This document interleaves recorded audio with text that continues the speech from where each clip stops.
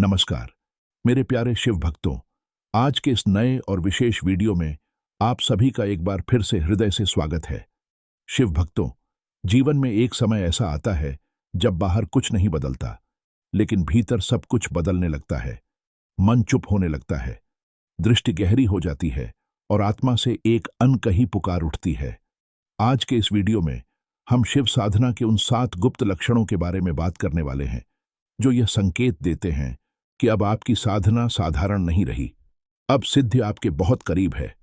शिव भक्तों, जो भी साधक इस वीडियो को अंत तक ध्यान से सुनेगा, भोलेनाथ की कृपा से उसके भीतर के दुख, पीड़ा, भय और मानसिक बोझ धीरे धीरे शांत होने लगेंगे।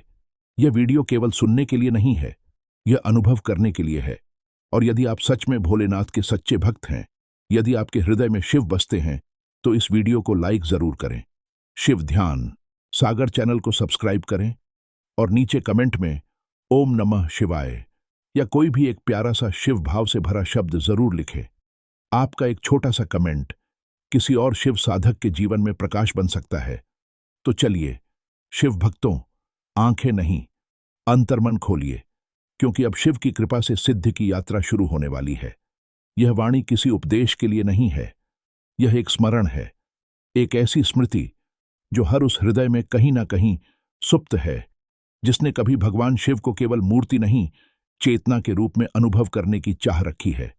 जीवन में कभी कभी कुछ ऐसा घटता है जिसे शब्दों में नहीं बांधा जा सकता। बाहर सब कुछ वैसा ही रहता है, वही लोग, वही परिस्थितियां, वही संसार, पर भीतर कुछ बदल जाता है, जैसे दृष्टि के पीछे कोई और दृष्टि जाग गई हो। यही वह क्षण होता है जब साधक की साधना साधारण अभ्यास नहीं रहती, वह भीतर उतरने लगती है। यह कोई चमत्कार नहीं होता, ना ही कोई अचानक मिला वरदान। यह वर्षों की निष्ठा, मौन, जप, अश्रु और समर्पण से पकी हुई चेतना का फल होता है। शिव की साधना में यह परिवर्तन बहुत शांत होता है। ना ढोल बजते हैं, ना आकाश फटता है। बस एक दिन साधक महसूस करता है कि वह अब पहले जैसा नहीं रहा, और यही प्रश्न जन्म लेता है, कैसे जाने की साधना लग गई है, कैसे पहचाने कि शिव भीतर उतरने लगे हैं। शिव कहते नहीं हैं, वे घटते हैं, और जब वे घटते हैं तो पहला संकेत शांति नहीं बल्कि मौन होता है। बहुत से लोग साधना इस उम्मीद से शुरू करते हैं कि मन शांत हो जाएगा, विचार रुक जाएंगे, पर शिव की साधना में मन पहले और अधिक बोलता है, जैसे बरसों से बंद कमरा अचानक खुल जाए और धूल उड़ने लगे। ध्यान में बैठते ही विचारों की बाढ़ आ जाती है। स्मृतियां, इच्छाएं, अधूरे भाव, पुराने घाव सब सतह पर आने लगते हैं। कई साधक यहीं डर जाते हैं। उन्हें लगता है कि उनसे ध्यान नहीं हो रहा, पर सत्य यह है कि यही ध्यान का प्रारंभ है। शिव की कृपा से जब साधक नियमित रूप से जप, ध्यान या मौन में उतरता है, तो धीरे धीरे भीतर कुछ स्थिर होने लगता है। यह स्थिरता शून्यता की नहीं होती, यह जीवंत मौन की होती है, जैसे कैलाश पर जमी हुई बर्फ जो न निर्जीव है न कठोर, बस स्थिर है। एक दिन साधक अनुभव करता है कि मन अब वैसा शोर नहीं करता। विचार आते हैं पर पकड़ नहीं बनाते, भाव उठते हैं पर बहा नहीं ले जाते। साधक पहली बार देख पाता है कि मैं मन नहीं हूं। यह अनुभव शब्दों से परे होता है, जैसे वर्षों से चलती किसी मशीन का स्विच अचानक बंद हो गया हो। संसार वैसा ही है, पर उसका शोर भीतर तक नहीं पहुंचता। इस अवस्था में एक विचित्र परिवर्तन आता है। अकेलापन अच्छा लगने लगता है। जो समय पहले खालीपन लगता था, अब वही समय ध्यान बन जाता है। साधक चुप रहता है, पर भीतर बहुत कुछ घट रहा होता है। वह कम बोलता है, पर उसकी उपस्थिति गहरी हो जाती है। पहले जो बातें तुरंत क्रोध जगा देती थीं, अब उन पर बस हल्की मुस्कान आ जाती है। यह दमन नहीं होता, यह समझ होती है। प्रतिक्रिया धीमी हो जाती है। शिव की तरह स्थिर मौन साक्षी, कभी भीड़ में, कभी मंदिर में, कभी किसी पेड़ के नीचे बैठे बैठे अचानक मन भीतर खींचने लगता है, जैसे किसी ने पुकारा हो, आओ। यह खिंचाव बाहर से नहीं आता, यह भीतर से उठता है। साधक अपने भावों को स्पष्ट देखने लगता है। क्रोध आए तो वह कहता नहीं, मैं क्रोधित हूं। वह देखता है, क्रोध उठ रहा है। यही साक्षी भाव है, और यही साधना की पहली सिद्ध है। जब साधक इस मौन को पहचान लेता है तो उसे किसी बाहरी प्रमाण की आवश्यकता नहीं रहती। उस दिन से साधना प्रयास नहीं रहती, वह स्वभाव बनने लगती है। साधक समझता है, मैंने ध्यान करना शुरू किया था, अब ध्यान मुझे कर रहा है। यह अवस्था कभी कभी डराती भी है, क्योंकि जब भीतर मौन फैलता है तो मन पूछता है, अब क्या? पर शिव की राह पर यही क्षण सबसे पवित्र होता है। जब मन प्रश्न पूछना छोड़ देता है, तभी साधक उत्तर बन जाता है। यहीं से चेतना अपनी सीमाओं के पार झांकने लगती है। साधक पहली बार अनुभव करता है कि जो ऊर्जा भीतर है, वही ऊर्जा इस पूरे ब्रह्मांड में प्रवाहित हो रही है। शिव अलग नहीं है, वे भीतर ही धड़क रहे हैं। यही वह बिंदु है जहां साधक मैं साधक हूं से मैं साक्षी हूं की यात्रा में प्रवेश करता है। जब साधक इस मौन में उतर जाता है, तब ब्रह्मांड उसकी भाषा समझने लगता है, और यहीं से दूसरा परिवर्तन धीरे धीरे जीवन में प्रकट होने लगता है। अब जीवन में संयोग बदलने लगते हैं। पहले जो घटनाएं यूं ही होती थीं, अब उनमें एक गहरी संगति दिखने लगती है। साधक देखता है कि सही लोग सही समय पर मिलने लगे हैं, जैसे कोई अदृश्य शक्ति मार्ग प्रशस्त कर रही हो। कोई गुरु, कोई मित्र, कोई अवसर, सब अपने आप सामने आने लगता है। शिव की साधना में जब चेतना एक विशेष कंपन पर स्थिर हो जाती है, तो साधक का संकल्प भी उसी कंपन से भर जाता है। अब वह केवल इच्छा नहीं करता, वह संकल्प करता है, और संकल्प ऊर्जा बनकर परिस्थितियों को प्रभावित करने लगता है। पहले साधक कर्म करता था और परिणाम की प्रतीक्षा करता था। अब वह बस भीतर स्पष्ट होता है और बाहर की स्थितियां स्वयं बदलने लगती हैं। यह कोई जादू नहीं है, यह चेतना और ब्रह्मांड की चेतना के बीच की समरूपता है। शिव तत्व यही सिखाता है, सब ऊर्जा है, हर विचार एक तरंग है। जब साधक की तरंगे शिव की तरंगों से एकाकार होने लगती हैं, तो भीतर और बाहर का भेद मिटने लगता है। जो भीतर उठता है वही बाहर घटता है। इस अवस्था में साधक पहली बार गहराई से समझता है, मैं सृष्टि से अलग नहीं हूं, मैं ही इस सृष्टि का एक स्पंदन हूं। घटनाएं सहज होने लगती हैं। पहले जो कठिन लगता था, अब स्वतः सुलझ जाता है, जैसे शिव स्वयं मार्ग दिखा रहे हों। साधक को संकेत मिलने लगते हैं, कभी स्वप्न में, कभी ध्यान में, कभी अचानक किसी वाक्य में, किसी दृश्य में। यह संकेत बाहर से नहीं आते, वे भीतर से पहचाने जाते हैं। पर शिव की कृपा के साथ जिम्मेदारी भी आती है। इस अवस्था में अहंकार का प्रवेश बहुत सूक्ष्म होता है। यदि साधक यह सोचने लगे कि यह शक्ति मेरी है, तो प्रवाह टूटने लगता है। शिव की शक्ति कभी किसी की नहीं होती, वह केवल माध्यम चुनती है। इसलिए साधक को विनम्र रहना पड़ता है। संकल्प केवल शुभ के लिए करने होते हैं, क्योंकि अब विचार भी कर्म बन जाते हैं। गुरु या मार्गदर्शक से जुड़ाव बना रहना आवश्यक हो जाता है, ताकि चेतना संतुलित रहे। यह वह अवस्था है जहां साधक महसूस करता है कि वह अकेला नहीं है, जैसे कोई अदृश्य हाथ हर समय उसके साथ चल रहा हो। भविष्य की चिंता कम हो जाती है। विश्वास किसी विचार की तरह नहीं, अनुभव की तरह उतरता है। जैसे नदी को पता हो कि सागर उसका ही विस्तार है। यही शिव साधना का पहला बड़ा चरण पूर्ण होता है। मौन जाग चुका है, संकल्प में शक्ति उतर चुकी है। साधक अब केवल साधना नहीं कर रहा, वह धीरे धीरे शिव के प्रवाह में ढल रहा है। यह यात्रा यहीं समाप्त नहीं होती। आगे भीतर की गहराइयों में वह पीड़ा उठेगी जो परमानंद का द्वार बनेगी। वही पीड़ा साधक को तोड़ेगी भी और गढ़ेगी भी। अगले भाग में हम उसी अवस्था में प्रवेश करेंगे जहां साधक की भीतर की पीड़ा शिव के करुणा सागर में परमानंद बनकर रूपांतरित होने लगती है। अब हम उसी यात्रा को आगे बढ़ाते हैं, उसी मौन से उपजे मार्ग पर, जहां साधक को पहली बार यह एहसास होने लगता है कि साधना केवल शांति नहीं देती, वह भीतर छिपी पीड़ा को भी बाहर लाती है। और यही पीड़ा यदि शिव के चरणों में टिक जाए तो धीरे धीरे परमानंद में बदलने लगती है। जब साधक का मौन स्थिर हो जाता है और जीवन में संयोग अर्थपूर्ण दिखने लगते हैं, तब साधना एक और गहरे द्वार को खोलती है।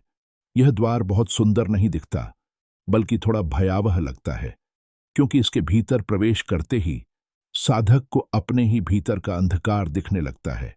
वे भाव, वे स्मृतियां, वे घाव जिन्हें वह वर्षों से दबाए बैठा था, अब सतह पर आने लगते हैं। यही वह अवस्था है जहां बहुत से लोग साधना छोड़ देते हैं। उन्हें लगता है कि ध्यान से दुख बढ़ गया, मन भारी हो गया, भावनाएं अस्थिर हो गईं। पर सत्य यह है कि यही साधना का सबसे पवित्र चरण है। शिव की कृपा से अब भीतर का सत्य बाहर आ रहा है। शिव विनाश के देव हैं, पर यह विनाश बाहर का नहीं होता, यह भीतर की झूठी परतों का विनाश होता है। जब साधक ध्यान में गहराता है तो उसकी चेतना उन कोनों तक पहुंचने लगती है जहां वर्षों से दबे हुए संस्कार पड़े होते हैं। अधूरी इच्छाएं, असफल प्रेम, अपमान, भय, अपराध बोध सब एक एक कर सामने आने लगते हैं। कई बार साधक ध्यान में बैठा होता है और अचानक उसकी आंखों से आंसू बहने लगते हैं। कोई स्पष्ट कारण नहीं होता, न कोई विचार, न कोई घटना, बस भीतर से कुछ टूट रहा होता है। यही वह क्षण है जब शिव साधक के भीतर शुद्धिकरण प्रारंभ करते हैं। यह पीड़ा बाहरी नहीं होती, यह आत्मा का शुद्धिकरण होती है। जैसे कैलाश की बर्फ से गंगा निकलती है, वैसे ही इस पीड़ा से करुणा का जन्म होता है। साधक कई बार सोचता है, मैं तो शांति की खोज में आया था, यह दुख क्यों? पर शिव की साधना में दुख दंड नहीं होता, वह प्रसव होता है। जैसे बीज फूटते समय मिट्टी को चीरता है, वैसे ही चेतना को भी अपने पुराने आवरण तोड़ने पड़ते हैं। गुरुजन कहते हैं, जब साधक रोता है तब अहंकार मुस्कुराता है, क्योंकि वह जानता है कि अब उसका अंत निकट है। इस अवस्था में साधक के भीतर भावनात्मक शुद्धिकरण शुरू हो जाता है। कभी बिना कारण उदासी आ जाती है, कभी कोई पुरानी स्मृति अचानक उभर आती है, कभी किसी छोटी सी बात पर हृदय भारी हो जाता है। यह कमजोरी नहीं है, यह विमोचन है। धीरे धीरे साधक देखता है कि जिन चीजों से वह पहले बहुत जुड़ा था, उनमें अब रुचि कम हो रही है। बाहरी आकर्षण फीके लगने लगते हैं। जो पहले बहुत जरूरी लगता था, अब अर्थहीन सा महसूस होता है। शरीर में भी परिवर्तन होने लगते हैं। कभी बहुत हल्कापन लगता है, कभी अजीब सी थकावट, कभी ध्यान में भीतर ऊर्जा का प्रवाह तेज हो जाता है। ये सब संकेत हैं कि भीतर की ऊर्जा पुराने अवरोधों को तोड़ रही है। कभी ध्यान में गहरी भावनाएं उठती हैं, कभी हंसी, कभी मौन, कभी आंसू। साधक समझने लगता है कि यह सब उसी के भीतर का खेल है, और एक दिन वह यह भी देख लेता है कि जो पीड़ा उसे तोड़ रही थी, वही अब उसे गढ़ रही है। धीरे धीरे आंसुओं का स्वाद बदलने लगता है। अब रोने में भी कोई अजीब सा सुकून होता है, जैसे हर आंसू के साथ कुछ पुराना बाहर निकल रहा हो। और एक दिन ऐसा आता है जब साधक रोता है, पर उन आंसुओं में कष्ट नहीं, कृतज्ञता होती है। यही वह क्षण है जब पीड़ा परमानंद में बदलने लगती है। यह वही अनुभव है जिसे संतों ने कहा है, दुख ही द्वार है। जब साधक दुख में भी शिव को अनुभव करने लगता है, तब दुख रहस्य बन जाता है। शिव साधना का यह चरण बहुत गहरा होता है। यहां साधक पहली बार यह पहचानता है, मैं दुख नहीं हूं, मैं दुख को देखने वाला हूं। यही साक्षी भाव साधक को भीतर से मुक्त करने लगता है। इस अवस्था में गुरु का सानिध्य बहुत आवश्यक हो जाता है, क्योंकि मन भ्रम पैदा कर सकता है। कभी कभी साधक को लगता है कि वह पीछे जा रहा है, पर सत्य यह है कि वह बाहर से भीतर की ओर लौट रहा है। जो साधक इस चरण में धैर्य रखता है, वही अगले द्वार तक पहुंचता है, और जब वह द्वार खुलता है तो दृष्टि पूरी तरह बदल जाती है। अब साधक बाहर की दुनिया को अलग आंखों से देखने लगता है। जहां पहले उसे लोग, वस्तुएं, परिस्थितियां अलग अलग दिखती थीं, अब उसे हर जगह एक ही चेतना का खेल दिखने लगता है। पेड़ की पत्तियां, हवा का स्पर्श, किसी अनजान व्यक्ति की आंखें, सब में उसे वही ऊर्जा दिखती है जो ध्यान में भीतर अनुभव हुई थी। यही वह क्षण है जब साधक समझता है, मैं जो देख रहा हूं वह मुझसे अलग नहीं है। यह कोई कल्पना नहीं होती, यह चेतना का विस्तार होता है। द्वैत धीरे धीरे ढीला पड़ने लगता है। मैं और दूसरा के बीच की दीवार पतली होने लगती है। यदि भीतर अशांति हो तो बाहर लोग अशांत दिखते हैं। यदि भीतर प्रेम हो तो संसार भी प्रेममय लगने लगता है। साधक समझता है कि संसार उसके भीतर की चेतना का ही प्रतिबिंब है। अब वह दोष नहीं ढूंढता। यदि कोई उसे दुख देता है तो वह सोचता है, कहीं यह मेरे भीतर का ही कोई छाया तो नहीं। दोष की जगह करुणा जन्म लेती है। निर्णय करने की आदत कम होने लगती है। लोग अच्छे या बुरे नहीं लगते, बस चेतना के अलग अलग रूप दिखने लगते हैं। प्रकृति से गहरा जुड़ाव हो जाता है। हवा, पक्षी, नदी, आकाश, सब में एक ही जीवन धारा महसूस होती है। सेवा अब कर्तव्य नहीं रहती, स्वाभाविक प्रवाह बन जाती है। यह वही अवस्था है जहां साधक स्वयं साधना बन जाता है। उसका हर कर्म पूजा बन जाता है, उसकी हर सांस जप बन जाती है। पर यहां भी सावधानी आवश्यक है। यह अनुभव घोषणा के लिए नहीं होता। मैं सब में शिव देखता हूं, यह विचार भी अहंकार बन सकता है। शिव को अनुभव करना होता है, प्रचार नहीं। जब साधक इस चरण में स्थिर हो जाता है, तब उसके जीवन में एक और अद्भुत परिवर्तन आता है। समय अपना अर्थ खोने लगता है। अब वह घड़ी में नहीं जीता, वह क्षण में जीता है। ध्यान में बैठते हुए उसे पता नहीं चलता कि कितना समय बीत गया। 5 मिनट और 5 घंटे का अंतर मिटने लगता है। भूत और भविष्य का बोझ हल्का हो जाता है। जो है वही पूर्ण लगता है। परिस्थितियां उसे बांध नहीं पाती। सुख और दुख एक ही ऊर्जा के दो रूप दिखने लगते हैं। वह न सफलता में फूलता है, न असफलता में टूटता है, क्योंकि उसे पता है सब क्षणिक है और जो देखने वाला है वह स्थिर है। यही कालातीत चेतना की झलक है। यही शिव तत्व है जो समय से परे है, फिर भी समय में व्याप्त है। इस अवस्था में साधक को यह समझ आने लगता है कि परिस्थितियां उसके विरोध में नहीं हैं, वे उसकी चेतना को परिपक्व करने की सीढ़ियां हैं। और जब यह समझ स्थिर हो जाती है, तब एक दिन ऐसा क्षण आता है जब साधक को लगता है अब कोई प्रयास नहीं बचा, अब साधना स्वयं घट रही है। अगले भाग में हम उसी अवस्था में प्रवेश करेंगे जहां ऊर्जा स्वतः प्रवाहित होने लगती है, जहां साधना साधक को करने लगती है और जहां शिव केवल आराध्य नहीं रहते, स्वयं अनुभव बन जाते हैं। अब हम उस चरण में प्रवेश कर रहे हैं जहां साधना प्रयास नहीं रह जाती, जहां करने वाला धीरे धीरे मिटने लगता है और केवल होने का अनुभव शेष रह जाता है। यह वह अवस्था है जहां साधक पहली बार स्पष्ट रूप से अनुभव करता है कि अब वह साधना नहीं कर रहा, बल्कि साधना स्वयं उसे कर रही है। जैसे कोई अदृश्य शक्ति भीतर से उसे संचालित कर रही हो। शुरुआत में साधक को अनुशासन की आवश्यकता होती है। समय तय करना पड़ता है, आसन लगाना पड़ता है, मंत्र जपने के लिए मन को समझाना पड़ता है। मन बहाने बनाता है, शरीर थकान दिखाता है, संसार आकर्षित करता है। पर जो साधक शिव पर भरोसा रखकर इस चरण को पार कर लेता है, उसके जीवन में एक दिन सब कुछ बदल जाता है। एक सुबह वह बिना किसी संकल्प के ही ध्यान में बैठ जाता है। न कोई योजना, न कोई प्रयास, बस शरीर स्वयं स्थिर हो जाता है। श्वास अपने आप गहरी और धीमी हो जाती है। आंखें बिना जोर लगाए बंद हो जाती हैं। मन जैसे स्वयं भीतर उतरने लगता है। साधक चकित हो जाता है, मैं तो कुछ कर ही नहीं रहा, फिर यह ध्यान कैसे हो रहा है? यही वह क्षण है जहां करने वाला डीला पड़ने लगता है। यही शिव की असली कृपा है। इस अवस्था में साधक को भीतर ऊर्जा का स्पष्ट अनुभव होने लगता है। यह ऊर्जा कल्पना नहीं होती। कभी रीढ़ के मार्ग में हल्की सी कंपन, कभी सिर के भीतर फैलती शांति, कभी हृदय क्षेत्र में भारीपन और फिर गहरा सुकून। कभी ऐसा लगता है जैसे शरीर बहुत हल्का हो गया हो, जैसे गुरुत्वाकर्षण कम हो गया हो। कुछ साधकों को इस अवस्था में भीतर से ध्वनियां सुनाई देती हैं।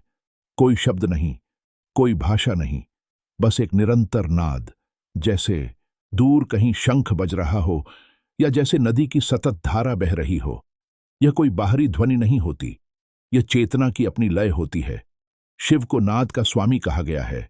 डमरू की ध्वनि बाहर नहीं, भीतर गूंजती है। जब साधक इस नाद को सुनने लगता है तो समझ लेना चाहिए कि उसकी साधना अब केवल अभ्यास नहीं रही। इस अवस्था में कई बार शरीर स्वयं कुछ मुद्राओं में ढल जाता है। हाथ अपने आप किसी स्थिति में टिक जाते हैं, रीढ़ सीधी हो जाती है, श्वास किसी विशेष लय में बहने लगती है। साधक घबराता है, मैं यह क्यों कर रहा हूं? पर सच यह है कि अब वह नहीं कर रहा। अब शिव की ऊर्जा उसके माध्यम से प्रवाहित हो रही है। यह वही अवस्था है जहां अहंकार सबसे सूक्ष्म रूप में परीक्षा लेता है। मन कह सकता है, देखो तुम कितने विशेष हो गए हो, पर यदि साधक इस विचार से जुड़ गया तो प्रवाह रुकने लगता है। शिव की साधना में यह सिखाया जाता है कि अनुभव को पकड़ो मत, उसे आने दो, जाने दो, साक्षी बने रहो, न उसे बढ़ाओ न दबाओ। जब साधक इस संतुलन को सीख लेता है तब उसके कर्मों में अद्भुत सहजता आ जाती है। वह कार्य करता है पर भीतर कोई बोझ नहीं रहता। निर्णय अपने आप स्पष्ट हो जाते हैं। पहले जहां बहुत सोच विचार होता था, अब वहां बस एक आंतरिक संकेत होता है और वही सही सिद्ध होता है।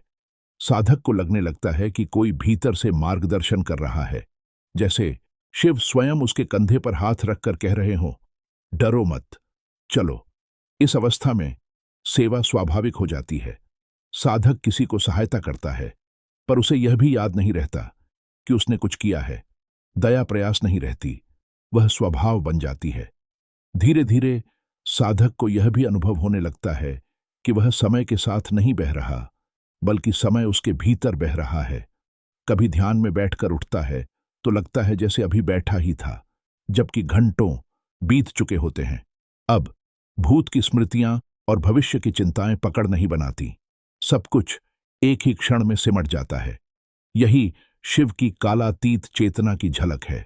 शिव को महाकाल कहा गया है, समय से परे। जब साधक इस चेतना को छूता है तो उसे पहली बार मृत्यु का भय भी ढीला पड़ता महसूस होता है, क्योंकि वह देखता है जो देख रहा है वह कभी पैदा नहीं हुआ तो मरेगा कैसे। इस अवस्था में जीवन की हर परिस्थिति शिक्षक बन जाती है।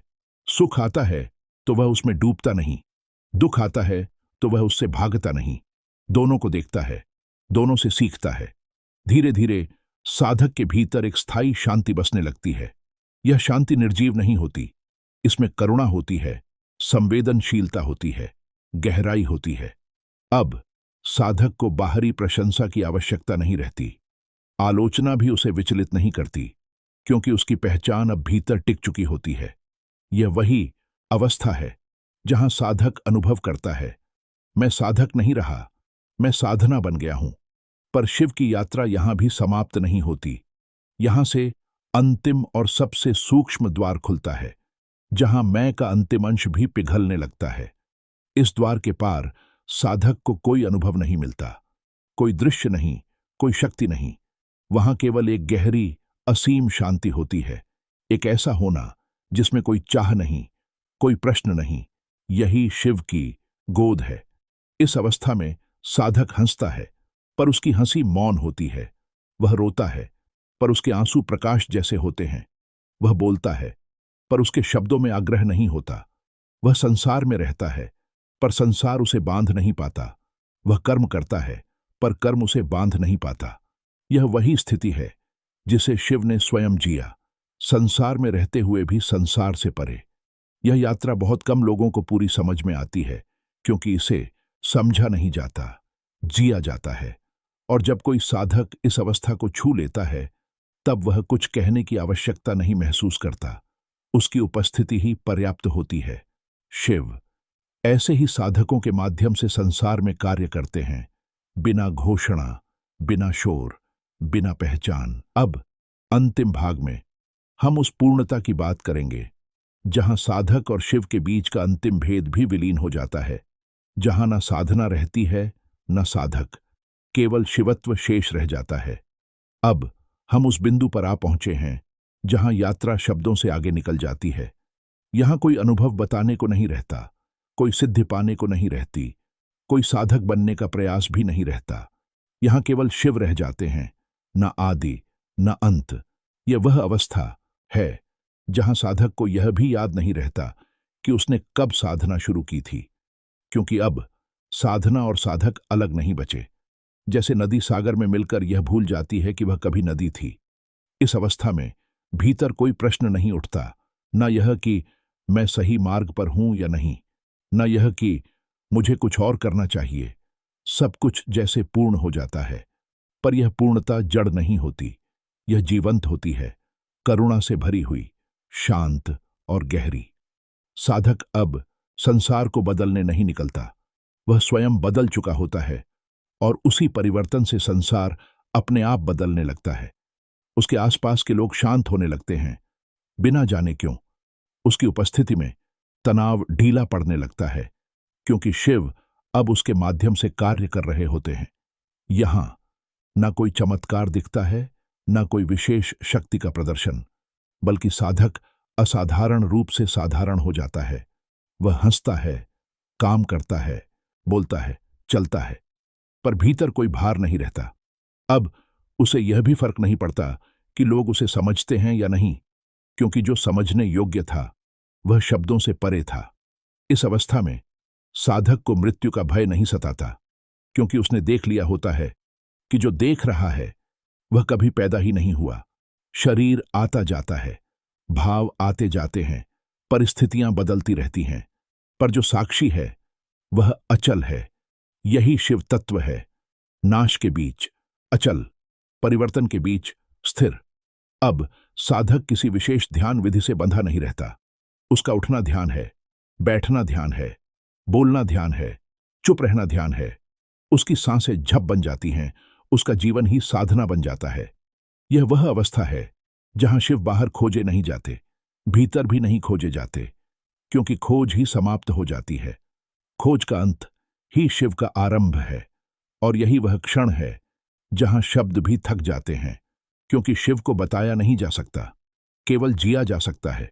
यदि आप यहां तक इस यात्रा में भीतर भीतर कहीं हिले हैं, कहीं रुके हैं, कहीं मौन हुए हैं, तो समझिए कि यह केवल एक वीडियो नहीं था, यह एक स्मरण था। अब अंत में मैं आपसे कुछ शब्द हृदय से कहना चाहता हूं। यदि इस शिव यात्रा ने आपके भीतर थोड़ी भी शांति जगाई हो, यदि किसी एक क्षण में भी आपको अपने भीतर मौन का स्पर्श मिला हो, यदि शिव का नाम सुनकर हृदय थोड़ा और शांत हुआ हो, तो इस वीडियो को लाइक जरूर करें, ताकि यह ऊर्जा और साधकों तक पहुंच सके। और यदि आप सच में शिव तत्व, ध्यान, मौन और आत्मगरण की इस यात्रा में हमारे साथ चलना चाहते हैं, तो शिव ध्यान सागर चैनल को सब्सक्राइब करना ना भूलें। नीचे एक प्यारा सा कमेंट जरूर लिखिए, बस इतना भी लिख दें, ओम नमः शिवाय, या मैं शिव की शरण में हूं।